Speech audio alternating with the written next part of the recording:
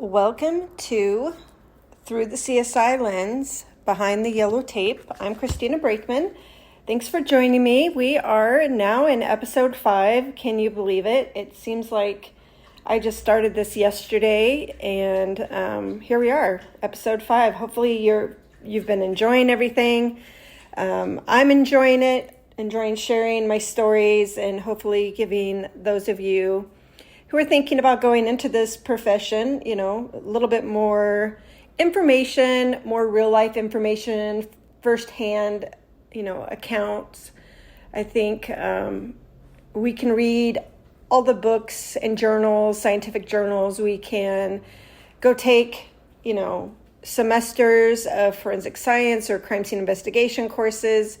But I think aside from those resources, actually being able to talk to somebody who's in the field who will really give you accurate, truthful, realistic, opinions on the actual occupation and what it requires for you to not only get the position, but to keep the position for whatever reason. So again, thanks for being here. I appreciate it. So last week we talked about a kind of a personal call that I went to a few years into my career where we had the deceased child, infant, who was unfortunately tragically killed by a family pet.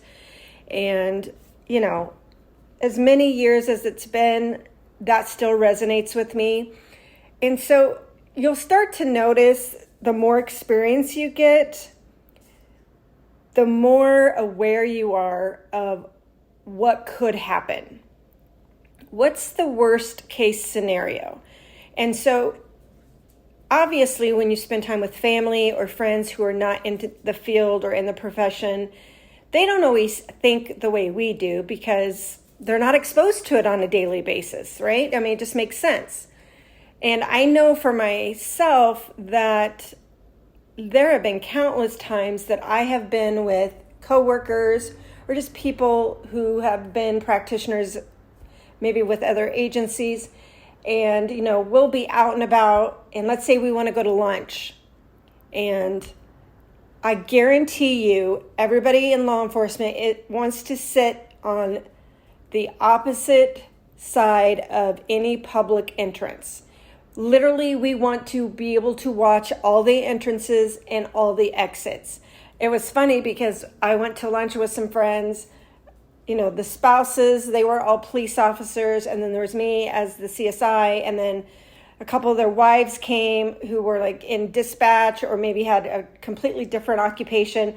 And the bench that we were all trying to fit in was super small. And they're like looking at us trying to squeeze into this one spot. And they were laughing. They're like, why do you guys do that? You can't all fit in the same side of the booth. But it's just innate. Like it has taken me, it's been over 3 years since I've been out of the profession, since I retired. But even today, I still find myself when I go to public locations sitting so that my back is not against the door or any like big windows, entrances or exits. It's just a learned behavior. And I think, speaking of, with today's society and the type of incidents that we see happening more and more, the violence, I think that's advantageous. Somebody should be keeping an eye on the doors and the windows so that you're able to tell if somebody's coming in that shouldn't be coming in, or maybe somebody who does come into the location you're at, they're acting suspicious or, anything, just so that you can be more aware. So, and another thing is that we often look around a lot. We're not trying to be rude by not necessarily making complete eye contact with you if you're speaking to us. We are canvassing the area and trying to determine any threats. So that is a given. So if you go out with your friends, like I said, who are in some branch or division of law enforcement, you may see that happen. Your spouse, when you start dating, they're like that as well. So at least most of us are like that. And again, that's just safety reasons. We just want to be aware of our surroundings, and that's good for everybody. So that leads me into what we're going to talk about today, which is basically officer safety. So there's a distinct difference between civilians and sworn personnel. Obviously, you have sworn personnel, you're a peace officer with the state, you've gone to the police academy, you're a police officer, you carry all kinds of weapons, right? You carry your pistol, you carry an AR sometimes, you carry a taser, knives, batons, depending on what agency you work with. Sometimes they use the flashlight. They have all the weapons that they need in order to protect themselves and the community that they're serving. However, civilians, like crime scene investigators in the position I was in, at least here in the Southwest, we do not carry weapons. We are not a sworn position. If you get to some of the, Northeast agencies, even maybe a little bit into the South, some of those positions for crime scene investigators are actually police officers, and they're working that specialty. It's just a specialty division for the police department. And so you would see them armed at their crime scenes. Kind of similar to what you might see on some of the TV shows, 48 Hours or any of those kind of shows, or CSI, if you're into CSI. I don't even know if that show's even on anymore, but they're all armed. The only thing that we carried was pepper spray. And I'm going to tell you right now, I rarely ever carried it just because that pepper spray gets everywhere, on me, on you, on the public. And I'm probably just not going to use it. I'm just going to call for backup. Hopefully I'm not by myself. I'll have an officer there with me, but that's not always a guarantee. Every agency is a little bit different as far as their protocols for when officers need to stay on scene and when or if a crime scene investigator can go to a scene without an officer being present. So everybody has a little bit different policies. Where I'm from, we were able to go to crime scenes by ourselves. So let's say an officer would go out, somebody's home was broken into, so it's a residential burglary, and the officer does their paperwork, takes an interview with the victim or any witnesses, and they put in a call for a crime scene investigator to come out and process the house. Well, it could be 2, 3, 4, 5 hours before one of us is able to get to that home. They're not going to sit there for that long waiting for one of us to get there. So they're just going to clear that call and put a call in for us. And then when we're available, we'll respond to the residents. If during, once we've been dispatched to that call, let's say I'm reading the case comments and there's something in there, maybe there's been a lot of domestic violence in there, maybe it's a known drug house, or, just they've had major incidents there, I'm probably going to get a hold of dispatch and ask them for a 906, which is like a backup. Or maybe it's a gang area or it's a part of town that isn't very safe. They're not PD friendly. I'm definitely going to call for a backup to come out and stand by while I process the scene. I don't care if it takes me 3 hours, then they need to wait for 3 hours because otherwise I'm leaving because my safety is important. I think sometimes, they forget that. The police officers forget that because they're so busy and they're kind of in their own world. They forget that, hey, we're not armed and we're not trained like you are, and we rely on you for our safety sometimes. So stick it out. You can stay in your car. You can eat lunch. You can catch up on your paperwork. Whatever you need to do, make a phone call. Sometimes if I would go to a scene and once I made contact with the victim or whomever I'm meeting, I would kind of figure it out or kind of gauge the environment if I felt like I was safe. And then if I did, I would usually just let the officers go, say, hey, I got this. You don't need to stick around. I'm fine here. But again, that was me who did that. I can't say every crime scene investigator would do that. But if I didn't need an officer there, then I'm for sure going to let them go. The only caveat to that would be graveyard shift. I don't particularly like going into people's homes or businesses or meeting with people at night in the middle of the night by myself. So I'll typically want them to stay as long as it takes me to process that scene. And that's just something you learn, through your training and your academy and your field trainers and just the people you work with, kind of asking questions and how they do things like that. And again, you may even have a policy from your agency that dictates what you can and cannot do. So It's always better to err on the side of caution than not, especially today. You just never know. I did have a chance. So there was a time where I was working with one of our lieutenants, and she was part of the training academy for the police side, and I had reached out to her and asked her if they would be willing to train the crime scene unit on tasers, and she said, yes, that they would be willing to do that if we got approval. And then she said that they actually had tasers available, so we wouldn't have to purchase any tasers, for our unit. The city already had some extras. So I prepared this memo for, to argue that we needed another tool in our tool belt to keep us safe at these scenes, and, wrote up this whole big kind of like argument as to why I thought we needed it, and submitted it to my lieutenant because we were sworn was over us at that time. And a few weeks later, I got the notice that we would not be getting tasers. The argument was that it was too much liability. So I did try, but they just were not willing to approve that process for civilians to have tasers. So pretty much we're out there on our own with no weapons. So, just pray for the crime scene investigators when you see them out there, because Lord knows that they need protection too. So anyway, let's just talk a little bit more about scene safety. And again, some of this is stuff that I just learned by experience. And let me tell you, it only takes you one time to make a mistake when it comes to your safety, and you're like, I'm never doing that again. One of the things that we wore a uniform, and it looked just like a police officer uniform. There were several uniform changes, several color changes, patch changes, wording changes throughout my 15 years in the crime scene unit.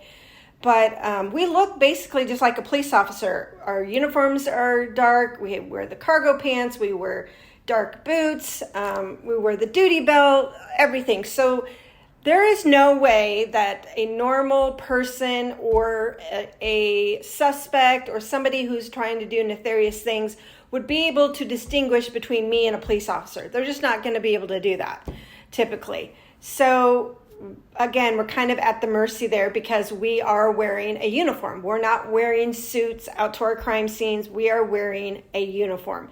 And that's something that we get a uniform allowance from the city, and we can go and purchase a specific type of shirt and a specific type of boot and a specific type of pants. Our boots had to be steel-toed because of OSHA requirements. And if you've ever wore steel-toe, you know how brutal that can be. So many people in my unit have feet problems, knee problems, back problems, neck problems, you name it. We have so many issues because of the kind of shoe wear we had to wear, plus just the nature of the work as well. So the one thing you have to remember is that we're in uniform, so we're a target. Again, have to be aware of your surroundings. Not everybody likes police, and they're not differentiating between you and a police officer. And again, we're not carrying any weapons typically, at least at the agency I worked for, other than pepper spray, but I didn't know too many people that wore pepper spray on their duty belt. I just didn't see it. Most of us didn't have room for it anyway. Or some people would just carry it with them in their equipment, but they didn't wear it. Another thing to keep in mind is that our vehicles are typically marked. So they have the city or agency you work for, that it's the police department or the sheriff's department, and that you're the crime scene unit. So again, you're in a marked city vehicle unarmed. Nobody cares if they want to do bad things to you if you're a civilian or not. They're just thinking of casualties. They're thinking of trying to create the worst scenario for you, for your agency. They don't care. So again, that's something to keep in mind as a CSI is you're in a marked vehicle. So when you're driving, you have to practice safe driving measures. You don't want to be getting too close to somebody, where you're getting boxed in. You want to make sure that as you're moving forward in traffic and you're coming to a stop, that you're not in perfect alignment with the car next to you where you can see each other. So either pull your car back a little bit so you're not exactly in alignment, or park forward a little bit. So those are some things you want to do as you're driving as well. You also want to make sure when you're driving, sometimes you can't prevent it, but make sure you know what lane you're going to be in so that if you need to, you can exit quickly. I would never try to be on an inside lane where there's an island or a divider between the two roads. I would try to be in the middle or the outside lane where I can make a quick right-hand turn. Because if you have to make a left-hand turn, in an emergency situation, more times than not, you're going to be cutting or turning in front of oncoming traffic, which you don't want to do. So again, being mindful of your placement when you are driving from your scenes, or if you're going to get lunch or whatever, or you're going to get gas or whatever it is you're doing, just be mindful where you are and the cars that are surrounding you as well. Make sure your vehicle doors are locked when you're driving.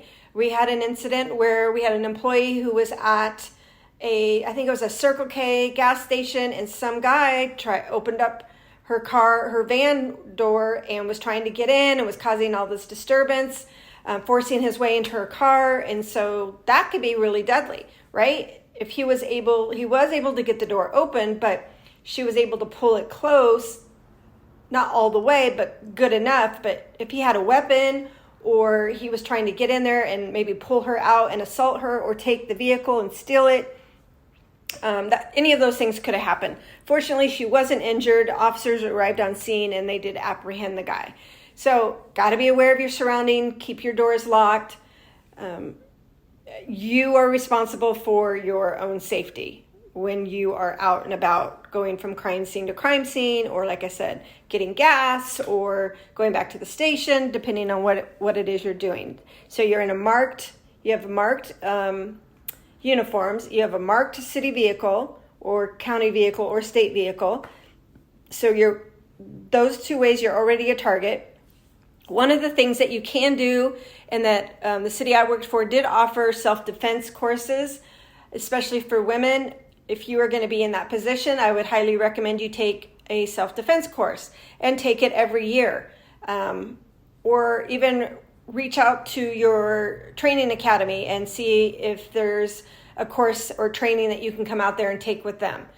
You want to be prepared because you just don't know what could happen. Anything could change just like that. And you want to be able to protect yourself, especially because you don't have any weapons. I did always carry my flashlight on me, and that it's not deadly necessarily, but it will hurt if you strike somebody or hit somebody in the right place with the flashlight. So I did always have that on hand just in case. But again, had to be aware of your surroundings. If you're alone, let's say you go to a crime scene and you're by yourself and something seems out of place, the victim or suspect or witness or somebody maybe comes up on your scene after the officer's cleared and left, and it just looks, he or she's acting suspicious. Maybe they're harassing you, they won't leave you alone. Maybe they keep trying to walk behind you. I've had that multiple times where I've had people try to get behind me when I'm working a crime scene, and I'm like, don't stand behind me. You have to be in front of me. I will stop what I'm doing and direct them to go in front of me. And I will continue to do it because you don't want your back to people as much as you can control. You do not want to put your back in a place where you're vulnerable or, open, or you're exposed. So if you're at a crime scene and there's nobody else there with you, even if there are people with you, because they could be busy doing other things, excuse me, you want to make sure that they're not going behind you at all. You want to be able to see them. And if they're not listening to you, they're not doing what you ask, then call for an officer to respond, and they will put them in their place, or they will remove them from the scene, or who knows, maybe arrest them if they are doing something criminal or have outstanding warrants. You just never know. But don't ever let somebody get behind you when you're working at a crime scene, because it's easy to get distracted and not pay attention, and the next thing you know, you're being attacked from behind. So one way you can protect yourself is by taking self-defense courses, and then just making sure that you're not putting yourself in situations that you can't control. And again, being aware of your surroundings, especially on the graveyard shift. I would not recommend anybody go to a crime scene by themselves in the middle of the night. I mean, I would not, and I have done this before, and it wasn't very smart. I have gone to really poor areas of the city, like really crime-ridden activity, constant criminal activity going on in a certain part of town. And in the middle of the night, 3:00 in the morning, and they need me to go out there and process a crime scene. Maybe it's a vehicle burglary or some kind of criminal damage, or maybe somebody's house got broken into. You do not want to be going into somebody's house at 2 or 3:00 in the morning and you're a female and they're a guy by yourself. I don't care if you have a radio with you. Get somebody out there and make sure they're keeping the scene secure for you. That way you can stay focused on the tasks that you need to do. So again, being aware of your surroundings. Don't put yourself in situations that you can't handle, because situations could change at any minute. Let's see. And again, you can't really rely on the officers to, you should be able to rely on the officer to secure the scene before you arrive. But we're going to talk about some instances when that didn't happen necessarily, or at some point that changed in the scene and I wasn't advised, or one of my peers wasn't advised. So one of the things, or I guess one of the scenes I can recall, I was working swing shift, so that's like a 2 to midnight shift. And I was going all the way far northeast part of the city, and officers were pursuing a vehicle that was reported stolen, and it was occupied. And so I get out towards the crime scene or where the officers were at, and I see the helicopters overhead. So my thing is to ask, okay, is the scene code 4? Because you don't want to be going into the scene if your scene is not secure, right? There could be a shooting. It could happen in any minute. There could be something could happen with one of the cars. You just don't want to put yourself or inject yourself into a crime scene that's not secure. That just adds more stress to the officers. You're just another person to keep an eye out on at that moment.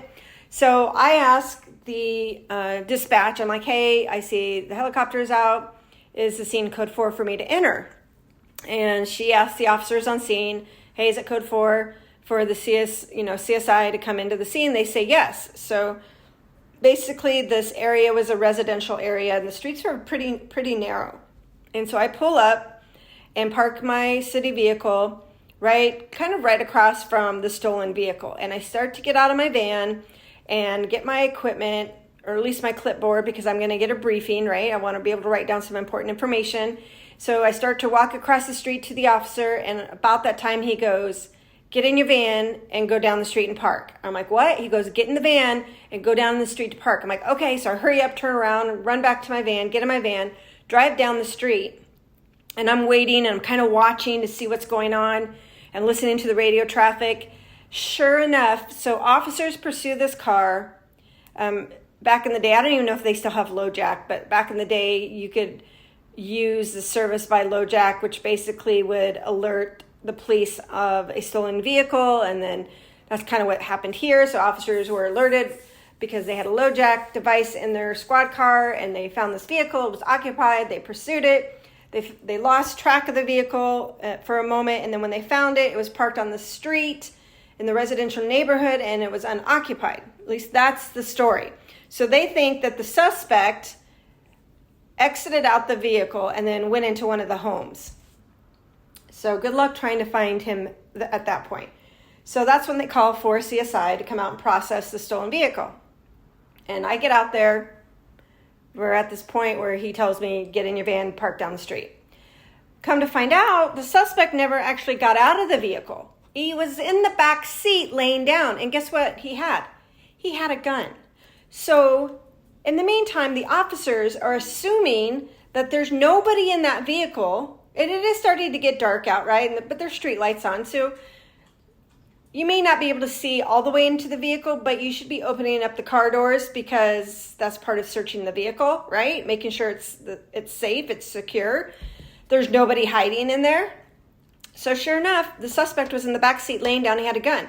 So all of those officers at any time could have been shot by this guy who they didn't even know was inside the car. So that told me that they didn't even search the car before they called for me.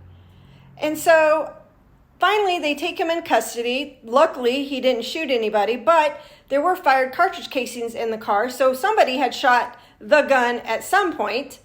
And so once they secured the scene, took him into custody, they called me to come back down. I go down there. And after that, this officer was named from me, or by me, the officer that almost got me killed. And every single time I went to a crime scene with him, How did I address him? Oh, it's the officer who almost got me killed. And he's like, he was a little bit offended, but not too much. And he goes, oh, I could have been killed too. I'm like, yeah, but it's not my responsibility to secure your scene. I want to go home every night just like you do. So you need to make sure that before you're calling us out there to the scene, that your scene is actually secure. And in this instance, you've actually searched the vehicle to make sure there's nobody inside. So again, so what did I do after he told me, what happened, gave me the briefing? I go into the car and I look. I'm looking in the car. I'm opening up the trunk. I'm making sure there's nobody in the trunk. I'm making sure there's nobody underneath the vehicle because I want to make sure it's secure. I want to go home every night just like they do. So that was one of my scenes. And I learned from that, even though I did my due diligence by asking, is the scene secure? And I was told it was. And I was told I could come in. That is not the case. So you start to find out which officers kind of do this, or it tends to happen with certain officers in your department. They get a reputation for that. So you'll know moving forward as you gain more experience with those people that you need to do a little bit more due diligence because they have a history of not doing it for whatever reason. So I ended up processing the vehicle for fingerprints and collecting evidence, and then they ended up towing the vehicle and got a hold of the registered owner so that they could come get the vehicle. But so said it was secure, but it wasn't, and the guy was in the back seat armed with a pistol, loaded, by the way. Another incident I had, so this was weird. I don't even know. It was just a Sunday afternoon. I had gone to a vehicle fire. Somebody had started a vehicle on fire, so it was an arson. Processed my scene, just minding my own business. I'm driving back to downtown to the crime lab and just minding my own business. Traffic is just normal, it's not too busy, but it's starting to pick up a little bit. And there's several lanes of traffic. I'm just driving, I don't know, the speed limit probably, 35 or 40. And all of a sudden, I see my side view mirror, because we can't ever see it really out of our rear view mirrors, but our side view mirrors, because we lean heavily on those, that this car was like tailgating me. I mean, it was so close to my rear bumper. I'm like, what is going on? They kept doing it, and it was getting my attention. So I thought, well, maybe they're having an emergency, and they are trying to get my attention. So I deliberately slowed down my vehicle, and I'm driving a van. And as I do that, they come around on my passenger side, and as they get up to my passenger door area, I see there's a female driver, and she just it was like slow motion. She just kind of looks at me and just gives me this look. And I'm like, what is that all about? It wasn't like a high look. It wasn't like I need you look. It was more like you're a jerk type look, like just kind of disdain. Well, as the car continued to travel past me, the rear view driver's window goes down, and I see this guy pops his head out and points a gun at my van. And at that point, I think I went into shock. I don't even know. I just remember the car seeming like it took them a while to pass me. She gave me kind of a dirty look, and I didn't know what that was for. So then I was thinking, well, maybe she thinks I'm driving too slow. And then as the car continues to pass me, that window comes down and I see the gun. And I'm like, holy crap, this guy is going to shoot at my vehicle. And we make eye contact. He doesn't discharge the weapon, but then they take off. And I'm going to preface this with, I have the worst vision, which is why I'm not a police officer anymore, because I just have bad vision. And for whatever reason, I was laser focused on the description of the driver, the description of the male subject who was in the back seat, and he wasn't even directly behind the driver. He was in the middle.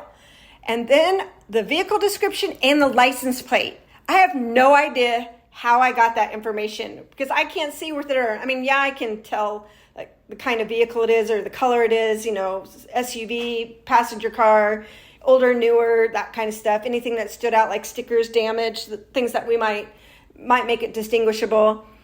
Gave them a description of what she looked like, gave a description of what he looked like, and what the gun looked like. And so at that point, I think that my old training just kicked in when I was, worked at the Rock Island Police Department, being the police officer, I just think I just fell back into my training and I continued to go the same direction as this car. I don't have any other explanation as to why I didn't turn off, but I just stayed. So finally, officers were responding, trying to catch up to me. And then a sergeant pulls up, and she pulls up on the driver's side of me, and she goes, "What direction did they go?" I'm like, "Oh, they went, north down the street." So then she cuts in front of me. At the same time, she gets T-boned. She gets in an accident because she cut in front of oncoming traffic. So that happened. And so now we had to have officers respond to that. In the meantime, they thought that the vehicle looked like a vehicle that is commonly seen at this drug house. That wasn't too far from where I was at. So they go to this drug house to look and see if the vehicle's there. It's not. They end up doing their investigation, right? License plate, find out who the vehicle belongs to. And then our undercover agents or officers in I don't know, what division was that? There were undercover officers in violent crimes. That's right, the violent crimes unit. Canvassed the home or the residents, watching it to see who was getting in and out of the vehicle, that kind of stuff. And finally, they ended up making contact with the registered owner or a female that matched the description. And then she said she didn't know that anybody had a gun or they were going to be pointing it at anybody. And then they obviously asked who it was. She gave a name, and she goes, "Well, the gun's actually still in my vehicle," which is like, why do you still have a loaded gun in your vehicle? So they went to get it. It was a toy gun, but it looked like a real gun. A lot of the toy guns have distinguishing colors, like at the end of the muzzle or whatever, to tell you that it's a toy gun.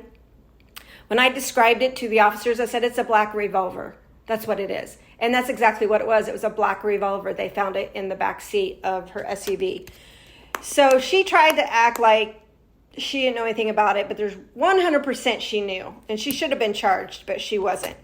So anyway, they tracked down this guy. In the meantime, I go back to the station. For whatever reason, my boss over the crime scene unit came in because that happened, which she never did. I'll just leave it at that. She never did. And so they sent me home. And then this was a time in the city or the valley that officers were being shot outside their homes and their driveways.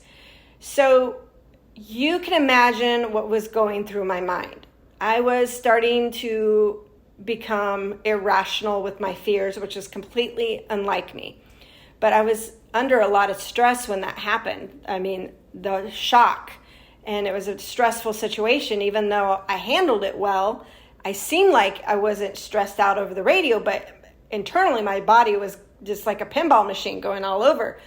So they ended up finding out who the suspect was, and actually he had been at court recently and he lost, or he had been convicted, and so he saw a city vehicle, police vehicle, and said, "I'm going to show them." And that's why he pulled the gun on me. Come to find out, the suspect was actually a firefighter with the same agency or the city that I worked for, but he had been terminated for using drugs on duty. He supposedly or allegedly had used heroin on duty, and it was discovered needles were found in his bed at work, and he was terminated. So he's angry because he got terminated from his job for doing heroin. So he saw me. He probably knew I was civilian. He probably knew that I was unarmed, and he was going to be a jerk and say, "I'm going to show you guys." So they took him into custody, obviously, and they told him that he's lucky that he didn't do that to a police officer because he'd probably be dead. But because he did it to a civilian and I'm unarmed, he got the chance to live another day. But for me personally, I was stressed out because there were those incidents going on where officers were being shot in their driveway. And so at the time, I didn't know who this guy was. Was he gang affiliated? Was he targeting city employees? Was he going to find out where I lived, who I was? Is he going to come to my house? Then I started thinking, all this irrational fear, completely unjustified. How am I going to protect my family? And then I just didn't leave my house because then I was freaking out because I thought I don't know who this guy is, and I'm not going outside my house until we figure out who it is. So then we learned that he was an ex-employee, and then I came back to work. But before I could come back to work, they made me go to see a psychologist, the city psychologist, and I had to do therapy for a while before I could come back to work, because I had to make sure you're fit for duty. So I had to go to the therapist or psychologist, and she did some treatment on me, and she did trying to think what it was called. It was basically rapid eye movement treatment. And so it looks like a iPad. And if you're around my age, you know the old game we used to play called Pong, where the ball literally goes back and forth and back and forth. So basically, you are holding this iPad and you're watching this imaginary tennis match, watching the ball go back and forth and moving your eyes back and forth. And as you do that, your therapist is talking about the incident and what happened, and based off the conversation you guys had, what part of the incident upsets you or concerns you. And the more you're doing this rapid eye movement, the less trauma your body feels. So it's almost like you're recovering from the trauma, from the PTSD of that experience. And you can read up on it, but it is legit a science, and it does work. At least it has worked for me. So I went to several sessions with her, and I don't know, maybe by the 4th or 5th session, I was good. Like, I could actually not have a physical reaction when I discussed that incident. And that's what you want, right? You don't want to have a physical reaction. If you're still having a physical reaction, then you need more therapy. Maybe not that type of therapy. Maybe you look at other options. But that was required. I was voluntold to go to that therapy for that. So after that, I became even more cognizant of my surroundings and where I'm driving, how I'm driving, what roads I'm taking, all of that. Because you just never know if somebody, is going to have it out for you. And you could end up in a situation where you could get injured, or innocent people could be injured. So, that was kind of a crazy situation for me. I did have a couple other coworkers who, through the years, also had, situations that were similar, not necessarily like that, but similar in nature. But one of my coworkers, she had been so basically she had gone to this house. It's a 2-story house. Supposedly the house was clear and secure, right? So officers have gone through and made sure it's secure. Nobody's in there that shouldn't be in there. It's safe to go in there and process the crime scene. So basically she went into this house and she was photographing this house, and the story was told, and it's been a while, so loosely what I remember is that basically this husband and wife were at home, and this husband was involved in a physical altercation with the male subject that came to the home, or that was outside or something like that. And he was injured. And so they called the police. They came because of an assault.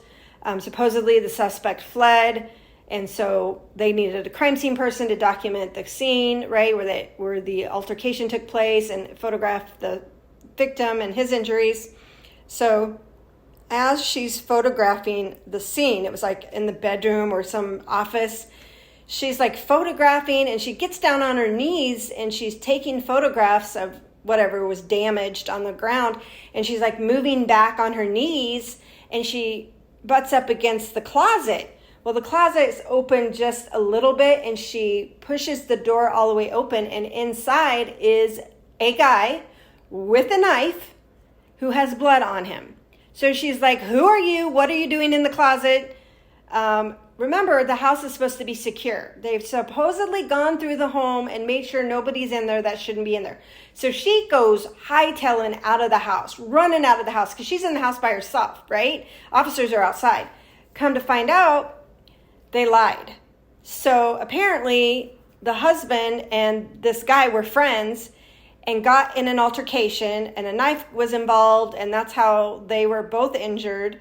But they didn't want to rat one another out or get charged, so they made up the story that the suspect fled on foot and that they didn't know the suspect. So again, my recommendation would be to walk through the home, preferably with an officer, to ensure there's nobody inside that shouldn't be inside. Checking under beds, checking in closets, behind doors, all of that. Making sure that, because what if this guy, let's just say, what if they really thought the suspect did flee, but for whatever reason, the suspect was actually still in the home and the homeowners didn't know that? The suspect could have come out and assaulted the crime scene investigator. She's in there by herself. The officers aren't going to know until maybe they code 4 check her status to see if she's okay. But yeah, he could have totally assaulted her with the knife. So that was a little bit scary. And then I had another coworker who was at a home. I don't remember why they were there, but they were there photographing the crime scene. And as they were photographing this bedroom, there was like bedding scattered on the floor and everything was in disarray. And as she's photographing the room and the condition of the room, she looks at these blankets, like bedding that are on the floor. She's like, that looks weird. That kind of looks like there might be somebody underneath there. Sure enough, there was a woman who was underneath those blankets in that room. And she was the suspect who was hiding out from officers. I'm like, how in the hell, sorry for the language, did she get there and stay there and nobody noticed her? Like, how do you search a home and secure it and there's somebody hiding underneath the blanket on the floor? So again, luckily she wasn't armed and my peer wasn't injured, but worst case scenario could have definitely happened. So again, a reminder, making sure, you don't want to disturb the area if you're taking photographs of your crime scene, but you also want to make sure it's secure, right? That nobody's hiding from you. So that was another experience that happened too. It just happened more times than not, unfortunately. And then I had this other situation where this was really weird because the way our crime lab was situated was behind our main police headquarters. So our main headquarters and our crime lab were literally right next to each other. And in between them was like a driveway. It was an interior driveway. And that driveway led for you to go out of a gated area into the street or to parking. And so then you had your main headquarters there. Then we had a substation there and we had the crime lab there and we had the parking garage there. So they're all attached. So it's like swing shift and 8:30 at night. And I'm walking in that common driveway because I've went and dropped off evidence in the evidence lockers, which is over in our main headquarters. And I'm walking back over to the crime lab. And all of a sudden I hear somebody go, hey. And I'm looking eye level, right? Because I'm thinking it's a coworker who maybe I haven't seen in a while, wants to talk to me. And I'm looking all around eye level and I don't see anybody.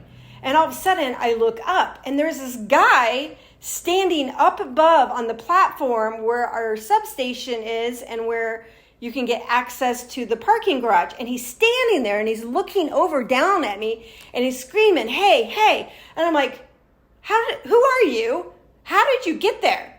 You don't belong there. I'm thinking he escaped from, jail, or he escaped from our holding facility, or even our DUI room where they bring people back to process for DUIs.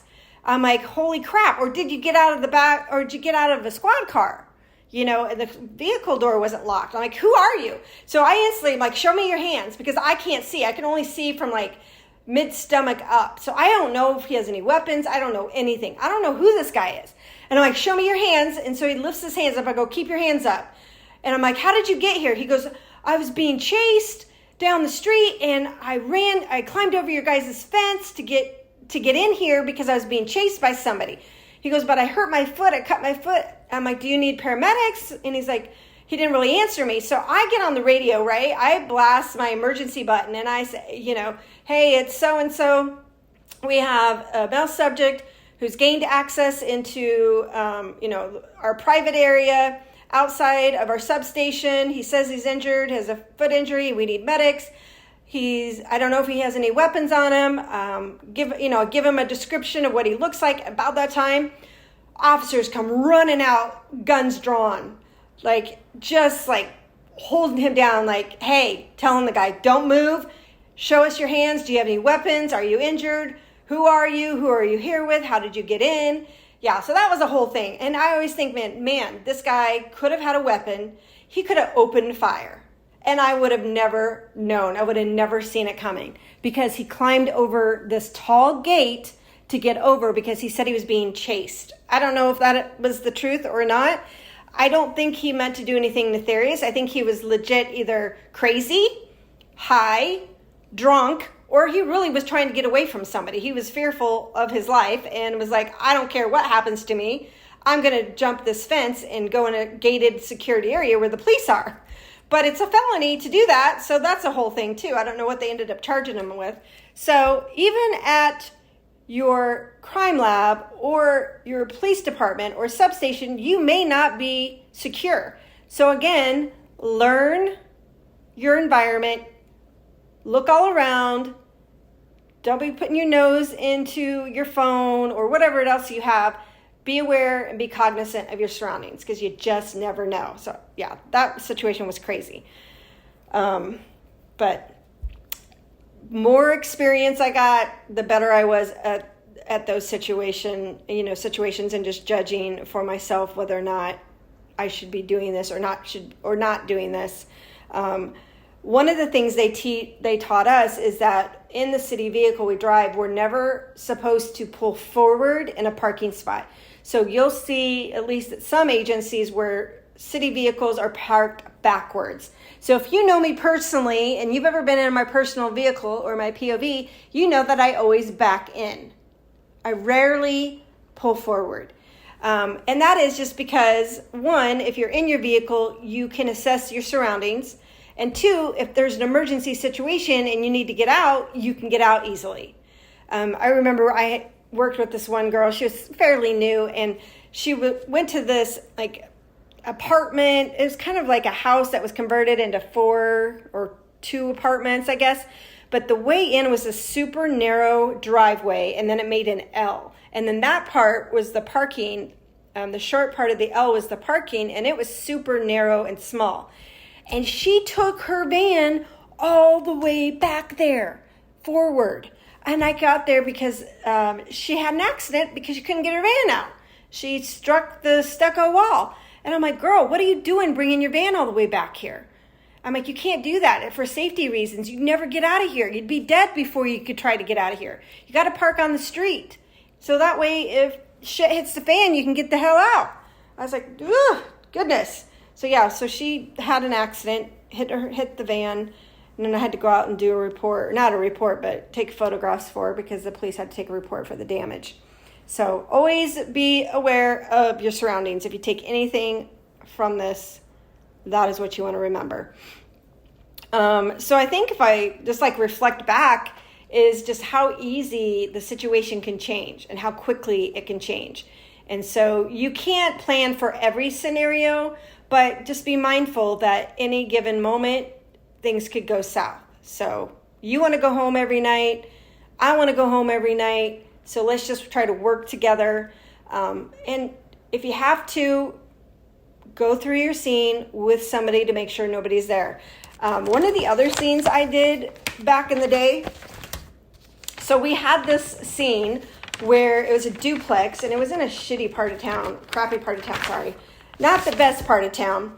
And basically it was a drug house. And so people know it, right? They know that it's a drug house. So there was a drug rip there and the person that was living there was killed. So not only was it a drug rip, but it was a homicide. So by the time I get there, SWAT's been there. Everybody searched the house. It's all secure. All the rooms are good to go. They need me out there because they're going to do a search warrant on the home. We're going to be looking for drugs and weapons and anything else. And whatever processing I might need to do, fingerprints, whatever, DNA, collect whatever I need, whatever they identify in the search warrant. So I'm going through the house. It's 2 stories, and I'm taking my photos, right? Because we have to document the condition of the crime scene before anything is done. I can't control what police and fire do before I get there, but I can document it, the condition of it, when I arrive on scene. So that's basically what I'm doing. I'm going through each room and I'm photographing each room into detail. And so I get upstairs, I do the master bedroom, and then there's another bedroom right next to the master bedroom, but the door's closed, which I thought was weird because all the other doors were open. And I'm like, they must have just closed the door. So I opened the door. It's a small bedroom. I opened the door, and I kid you not, there's this big pit bull in that room, and it's kind of dark, but I could see light coming in through the window, and it looks at me, and it's kind of sitting on this futon, and it looks at me, and it perks up, and it gets off of the little daybed thing or futon, and it comes running at the door, and I'm 100% expecting it to plow through this door. But I slammed the door, so I don't know if the noise of the door slamming startled it, and all it did was start growling. And I slammed the door, and I go running downstairs, and I'm outside. I go, dude, there's a big freaking pit bull in that middle bedroom nobody told me about. They're like, what? I go, I thought you guys searched the house. How do you not know that there's a dog in the house, especially a pit bull? And everybody just kind of got real quiet. I'm like, we need to get either animal control out here to get this dog, or we need to figure out a way to lure this dog out of the bedroom so I can take photographs. So, I kid you not, we did this. So they ordered lunch because people were hungry. You know, of course, officers and detectives are hungry. So they ordered food. I think they got Subway. So the sergeant of homicide at the time decided to step on this like banister on the first floor of the duplex, reach over to the second floor. And what they did, he basically threw his food in a third bedroom in that same hallway. So he threw his food in there, put his food in there. We opened the door of the bedroom that was closed to let the dog out, and lured it into the third bedroom where the food is, and then we slammed the door shut. We tied a string to that third bedroom door. So when the dog came out of the second one, it smelled the food, went into the third bedroom, and we slammed the door shut with a string. But to prevent the dog from coming down the hallway, the opposite way, we had taken a mattress off of the bed in the master bedroom and blocked the hallway so he couldn't come down the hallway. Oh my gosh. Like that day I was like, you've got to be kidding me. And guess what was in that bedroom? Guns, weapons, drugs, money, electronics. That dog was protecting all of the criminal elements that we were looking for at that crime scene. So I don't know if anybody searched that bedroom, because I'm tending to think nobody did because they knew there was a dog in there, and then nobody told me about it. Thank God this dog did not attack me. I was actually pretty pissed off about that one too, because you know, pit bulls have a reputation. We're in their home. We're in uniform. I have a flashlight. Most of the time, dogs do not like the flashlights with the external flashes. All the things are going against me. But it was funny when you look back at, like, my sergeant is literally standing on this wood pedestal banner to try to get this dog out with Subway food. It was kind of crazy. I wish I would have taken a picture of him, but I didn't. So that was another incident that happened. So, again, double check, because apparently not all officers are efficient at securing the scene. So hopefully you guys like this a little bit. Just gives you some food for thought, things to think about that you probably wouldn't think about normally until you're in that situation, and that's probably not the right time to think about it. But officer safety is number one, obviously. So again, be familiar, be cognizant, go home every night. Your family wants you to come home every night. So hopefully you enjoyed this episode. Thanks for stepping behind the yellow tape with me today. If you enjoyed this episode of Through the CSI Lens, the best way you can support the show is by leaving a quick rating or review. Don't be a hater. It helps more people who love true crime and forensic science discover us, and it helps, or at least it keeps me bringing you more cases straight from the crime scene. Make sure you hit follow so you don't miss any of the episodes that are coming up. And the last thing I just wanted to say is next time we will be talking about a case that I worked involving a minor, and it involved sex trafficking of a minor, abuse, neglect of a minor. And the lead detective medically retired after working this case. He actually had a heart attack, medically retired from this case. And I would say it took me over a year to get through this case. I couldn't even drive by the residence where it happened without an emotional reaction, a physical reaction, like my body physically responded. So that'll be on the next episode. But thanks for being here today. I hope you enjoyed this. It might be a little boring for those of you who are not wanting to enter in this profession, but it's definitely important and definitely something that we need to keep in mind. So have a great day, and I will see you on the next podcast episode.